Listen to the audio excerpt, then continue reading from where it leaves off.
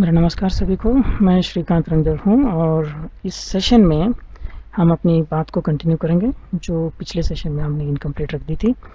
तो graphical user interface के बारे में हम डिस्कस कर रहे थे पिछले सेशन में और हमने रिबन्स और ड्राइंग एरिया को कंप्लीट कर लिया था। तो दो और ऐसी बातें हैं इस ग्राफिकल यूज़र इंटरफेस में जो हम आज डिस्कस करना चाहेंगे।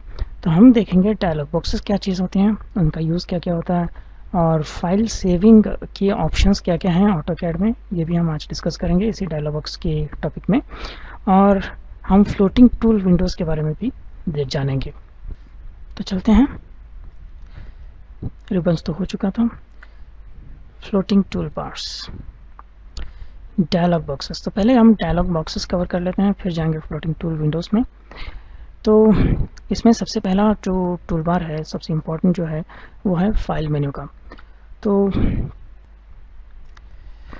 आप जब फाइल में जाते हो तो आपको बहुत सारे ऑप्शंस आपको मिलते हैं। यहाँ पे ओपन है, सेव है या फिर सेव एज है। सेव का मतलब ये है कि आपने अगर फाइल का नाम दे रखा है तो उसी में सेव होगा। सेव एज का मतलब है किसी दूसरे नाम से उस फाइल को वो सेव करेगा। पहले अगर सेव हुआ भी होगा तो उसको उस फाइल को डिस्टर्ब ना करते हुए जो नए चेंजेस हैं वो किसी और फाइल में ये सेव करेगा। तो ये उसी तरह से वर्क करते हैं जैसे माइक्रोसॉफ्ट का दूसरा कोई भी सॉफ्टवेयर में वर्क होता है।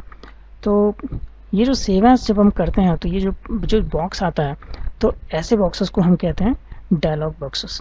तो डायलॉग बॉक्स में एक टाइटल बार होता है सबसे ऊपर, जो उस डायलॉग बॉक्स का नाम वहाँ पे प्रिंटेड होता है। और ये बॉक्सेस जब एक्टिवेट होते हैं तब हमारा जो ड्राइंग एरिया है वो इस्तेमाल करने लायक नहीं होता। We cannot use the drawing area when such dialog boxes are active.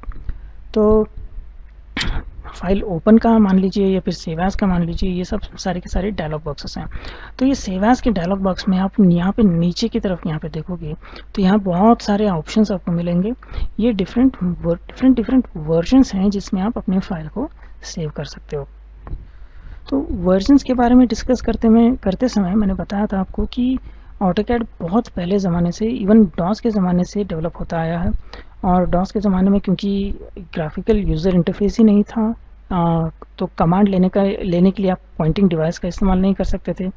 तो कुछ भी करने के लिए आपको उसके कमांड याद रखने होते थे। अगर आपको कोई पॉइंट सेलेक्ट करना होता था ग्राफिक एरिया में तो उसके कोऑर्डिनेट्स आपको ठीक से फीड करने पड़ते थे। हम ऑलरेडी देख चुके हैं कि कितने अलग अलग टाइप के सिस्टम्स हैं, कोऑर्डिनेट सिस्टम्स हैं जिसकी मदद से हम पॉइंट्स को फीड कर सकते हैं। तो वो सारे मेथड्स को वहाँ पे यूज़ करना होता था। तो जैसे जैसे ऑटोकैड डेवलप होता गया वैसे वैसे उसमें और ज़्यादा फीचर्स आते गए और उन ज़्यादा फीचर्स को फाइल में सेव करने की कैपेबिलिटी उसमें उस फाइल के फॉर्मेट में ऐड करना बहुत ज़रूरी हो गया। तो आप देख सकते हो कि अलग अलग टाइम पे R14 बहुत ही पुराना वर्जन है। ये मेरे ख्याल से डॉस वर्जन के लिए रिलीज़ हुआ था या फिर विंडोज़ 95 के लिए था। तो पहले पहले के ऑटोकैड के जो नाम होते थे वो R1 से लेके R14 तक आते थे। उसके बाद 2000 वर्जन रिलीज़ हुआ था जो कि मेरे ख्याल से सबसे पहला ऐसा वर्जन था जो ग्राफिकल यूज़र इंटरफेस को अच्छे तरीके से यूज़ करता था। फिर 2004 में फॉर्मेटिंग थोड़ी चेंज हुई, 2007 में उसको फिर से चेंज किया गया। तो ये फॉर्मेटिंग सिस्टम का ऐसा होता है कि अगर आपने समझिए एक नए वर्जन को इस्तेमाल करके कोई फाइल बनाई है और वही फाइल आप किसी पुराने वर्जन में अगर ओपन करने की कोशिश करोगे तो वो ठीक से ओपन नहीं होगी, क्योंकि नए वर्जन में कुछ ऐसे चेंजेस किए गए हैं फाइल के जो फॉर्मेटिंग है उसमें कि जो पुराना वाला वर्जन होता है वो उन नई चीज़ों को अंडरस्टैंड नहीं कर पाता है। इसलिए नई वाली फाइल नए वाले वर्जन में क्रिएट की हुई फाइल पुराने वाले वर्जन में ओपन नहीं हो सकती।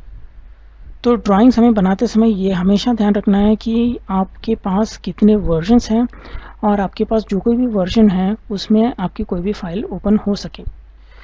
लेकिन ये करते समय आपको ये भी ध्यान रखना है कि आपका जो नए वर्जन के फीचर्स आपने कुछ ऐड किए हैं अपनी फाइल में, तो ये फीचर्स पुराने वर्जन में सेव ही नहीं हो सकते।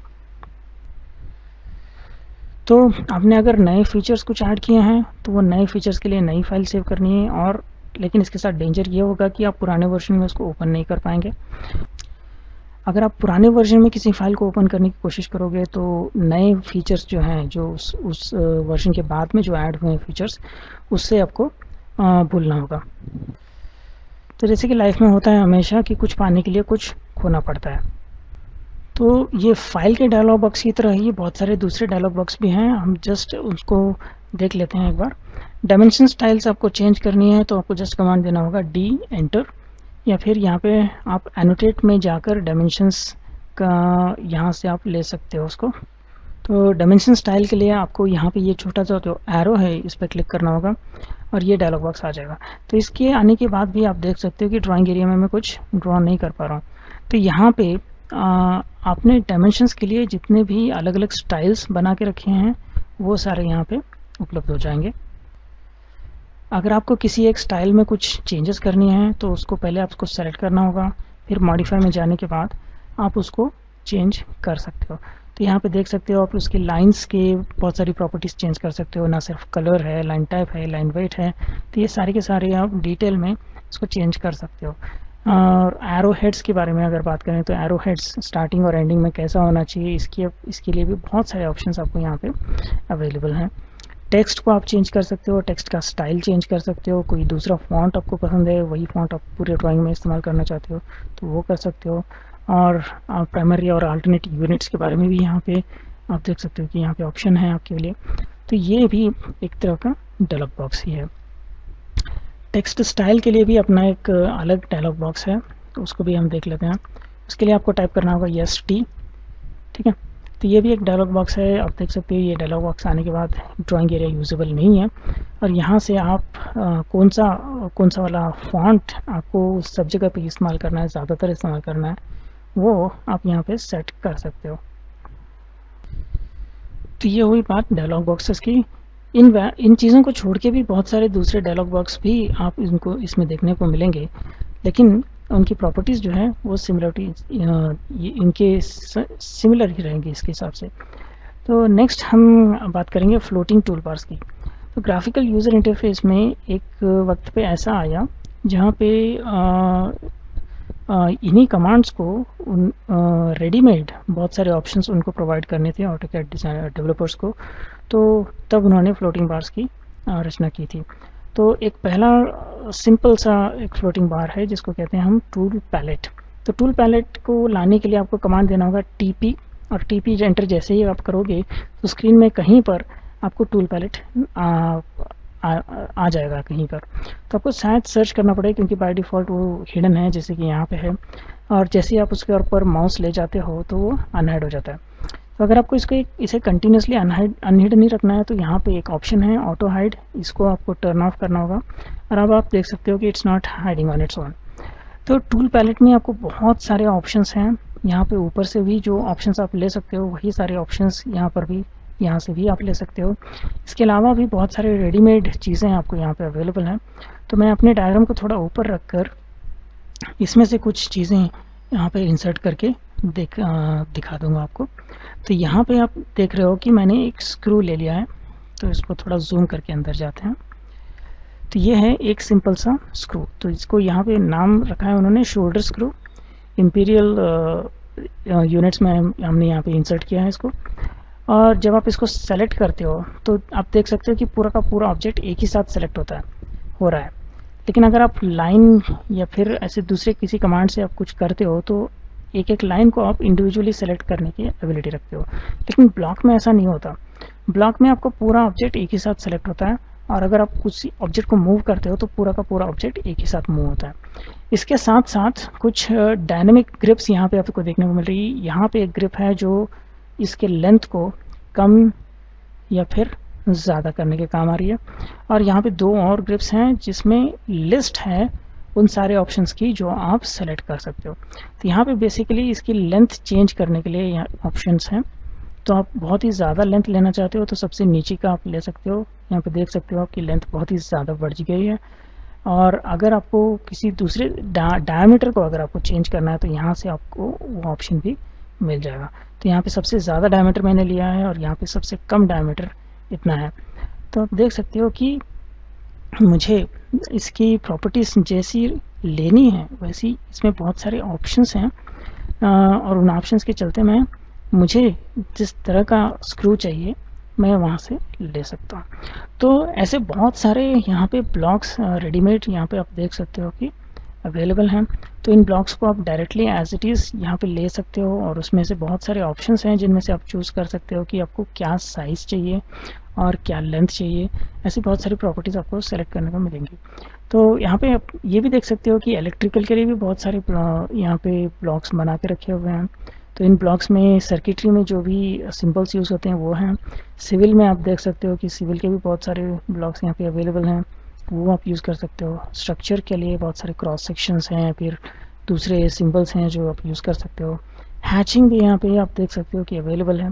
हैचिंग का मतलब है कि आपको depending on the different material आपको क्रॉस सेक्शन जब आप लेते हो, सेक्शनल व्यू जब आप लेते हो, तो उसमें कोई एक पैटर्न आपको फिल करना होता है। तो ये पैटर्न आप यहाँ से इजीली ले सकते हो। तो बहुत सारे पैटर्न आप देख सकते हो कि यहाँ पे अवेलेबल हैं। तो इन पैटर्न्स को आप इस्तेमाल कर सकते हो और डायरेक्टली यहाँ से ले सकते हो। हैचिंग का कमांड एक यहाँ से भी उपलब्ध है और यहाँ से भी आप ले सकते हो। तो इसी तरह से अगर आप यहाँ पर राइट क्लिक करते हो तो आपको पूरी लिस्ट मिल जाएगी और इस लिस्ट में जो कुछ भी ऑप्शंस हैं ये टूल पैलेट में ऑटोमेटिकली अपीयर हो जाते हैं और यहाँ से आप ड्रैग एंड ड्रॉप करके भी अपने ड्राइंग में इसमें से कोई भी ऑब्जेक्ट आप इंसर्ट कर सकते हो या फिर जस्ट आप क्लिक करके उसको कमांड लाइन के इंस्ट्रक्शंस फॉलो करते हुए भी आप उसका इस्तेमाल कर सकते हो। जैसे कि यहाँ पे ड्रॉ के जो ऑप्शंस है ये सेम ड्रॉ के ऑप्शंस भी यहाँ पे आपको इसमें मिल जाएंगे पूरे स्टार्टिंग से लेकर एंड तक। नेक्स्ट हम बात करेंगे एडीसी की। एडीसी का फुल फॉर्म है ऑटोकैड डिज़ाइन सेंटर। तो इसमें तो रेडीमेड ऑटोकैड डेवलपर्स ने ही कुछ ऐसे ब्लॉक्स बना के रखे हैं जिसका इस्तेमाल आप कर सकते हो, लेकिन बहुत बार ऐसा होता है कि हमें कुछ कस्टम मेड ब्लॉक्स की ज़रूरत पड़ सकती है जो कि हमारी कंपनी बार बार उसको इस्तेमाल करें। जैसे कि आपके कंपनी का लोगो ही हो सकता है, तो उस वो लोगो ऑटोकैड डेवलपर्स तो आपको प्रोवाइड नहीं कर सकते, आपको खुद आपकी कंपनी का लोगो ऑटोकैड में बनाना होता है और उस लोगो को आपको बार बार इस्तेमाल करना होता है हर एक ड्राइंग में।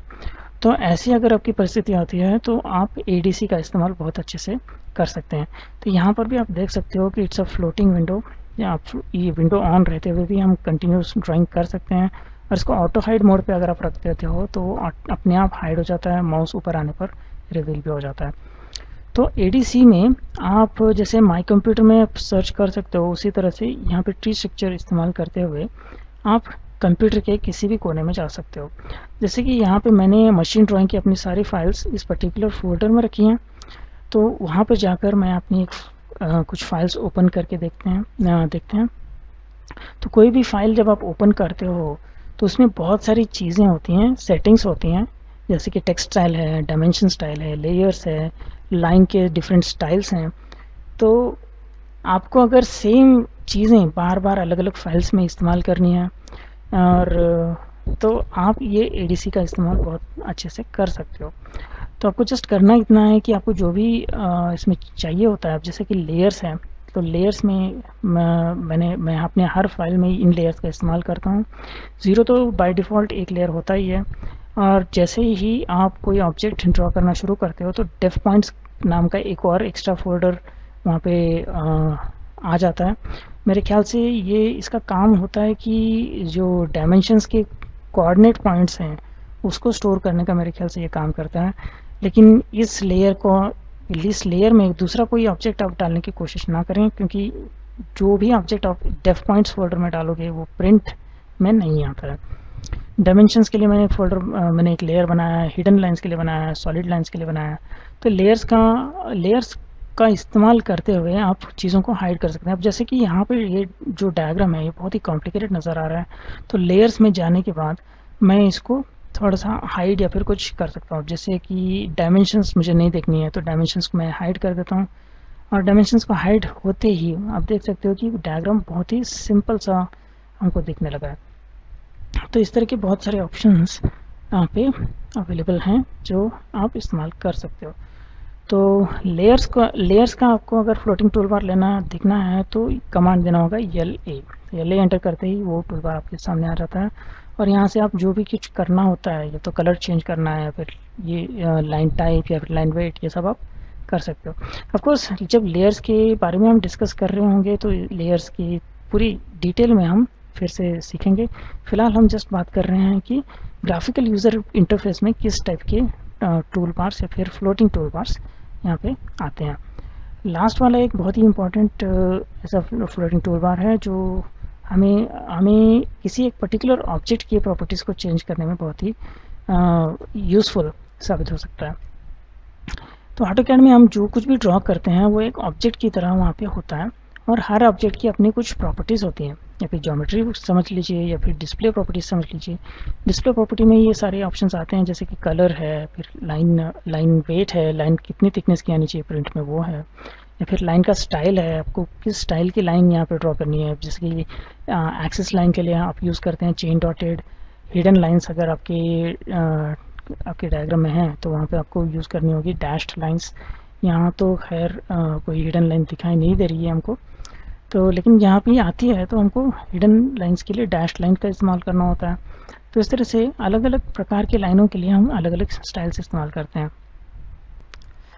तो ये सारी सेटिंग्स आप लेयर्स में बना कर रख सकते हैं, लेयर्स के जो फ्लोटिंग टूल बार है उसमें। और ऑब्जेक्ट का एक पर्टिकुलर ऑब्जेक्ट का अगर आपको प्रॉपर्टी चेंज करनी है तो आपको कमांड देना होगा PR। तो PR एंटर करने पर आपको ये प्रॉपर्टीज़ का टूल बार आ जाएगा आपके सामने, और जिस किसी ऑब्जेक्ट का आपको चेंज करनी है प्रॉपर्टी उसे सेलेक्ट करना है, और उस ऑब्जेक्ट की सारी प्रॉपर्टीज़ यहाँ पे आपको नज़र आने लगेंगी। जनरली यूज्ड चीज़ें हैं, जैसे कि विजुअल प्रॉपर्टीज़ हैं, कलर है, लेयर है, लाइन टाइप है, लाइन वेट है। आप उस ऑब्जेक्ट को सेलेक्टेड रखते हुए यहाँ से भी उसकी प्रॉपर्टीज़ को चेंज कर सकते हैं। जैसे कि आपने कलर रेड चेंज कर दिया तो यहाँ पे भी रेड हो गया, और वही सेटिंग यहाँ पर भी अप्लाई हो गई। तो ना सिर्फ कलर, यहाँ पे आप देख सकते हो कि ज्योमेट्री का भी कुछ डाटा यहाँ पे अवेलेबल है। अगर ये ज्योमेट्री का डाटा इस तरह से ग्रे आउट हो जाता है तो इसका मतलब है कि उसको आप चेंज नहीं कर सकते हो। अगर वो ब्लैक रूप में आ रहा है तो yes you can change it. अब जैसे कि इसको मैं अगर चेंज करके 600 कर देता हूँ तो ये मेरा डायग्राम है एक्स डायरेक्शन में थोड़ा सा आगे बढ़ जाएगा, ठीक है। तो ये है सेंटर पॉइंट की लोकेशन। वाई कोऑर्डिनेट भी आप देख सकते हो कि इट्स कमिंग इन माइनस, तो इसको भी आप चेंज कर सकते हो। जेड डायरेक्शन में भी आप उसका सेंटर पॉइंट का ये चेंज कर सकते हो। आपको लग रहा होगा कि अभी मैं 2D में ड्रॉ कर रहा हूँ, फिर जेड डायरेक्शन में कैसे ये हो सकता है। AutoCAD में 2D और 3D सेपरेट नहीं होते, एक ही इंटरफेस में हमेशा आप 3D में ही ड्रॉ कर रहे होते हैं। फ़र्क सिर्फ इतना है कि आप टॉप व्यू के XY प्लेन में ड्रॉ करना शुरू करते हैं। अगर आप देखना चाहते हैं कि आपने कहाँ ड्रॉ किया है तो आप जस्ट 3D ऑर्बिट की कमांड से यहाँ पे रोटेट करके देख सकते हैं। इससे पहले माउस का डिस्कशन करते समय हमने ये सारे ऑप्शंस देखे थे कि ऑर्बिट का इस्तेमाल करके आप कैसे डायग्राम को घुमा सकते हो। तो यहाँ पे आप देख सकते हो कि जो भी मैंने डायग्राम ड्रॉ किया है वो XY प्लेन में है, टॉप व्यू में है, और रोटेट करके मैं किसी भी व्यू में वहाँ पे जा सकता हूँ। तो किसी ऑब्जेक्ट को आपको XY प्लेन से ऊपर की तरफ उठाना है, एलिवेशन की तरफ, तो आप इन कोऑर्डिनेट्स का इस्तेमाल कर सकते हो। तो आज हमने ग्राफिकल यूज़र इंटरफेस के बारे में जो कुछ भी जानना था, बेसिक चीज़ें जो कुछ भी जाननी थी वो हमने जान लिया है। कुछ एग्जांपल्स लेकर मैंने इसको एक्सप्लेन करने की कोशिश की है, और इसी तरह के बहुत सारे दूसरे एग्जांपल्स भी AutoCAD में अवेलेबल हैं। समय पूरा ना होने की वजह से मैं यहाँ पर तो उसे कम्प्लीटली कवर नहीं कर पाया हूँ, लेकिन एक पर्टिकुलर कमांड को जब हम डिटेल में आगे जाकर उसके बारे में स्टडी करेंगे तब ऑफ कोर्स मैं उसके हर एक पहलू के बारे में कंप्लीट इन डेप्थ नॉलेज आपको देने की कोशिश करूँगा। तो यहाँ पर मैं अपना वीडियो यहाँ समाप्त करता हूँ। अगर आपको अच्छा लगा हो वीडियो तो ऑफ कोर्स लाइक बटन पे ज़रूर दबाइएगा और अपने दोस्तों के साथ शेयर भी ज़रूर कीजिएगा। Thanks to you, thanks for the patience for listening to this. कोई भी आपको प्रॉब्लम अगर नज़र आती है तो ऑफ कोर्स कमेंट में हमें बताएं, हम सुन रहे हैं आपकी बातों को। धन्यवाद।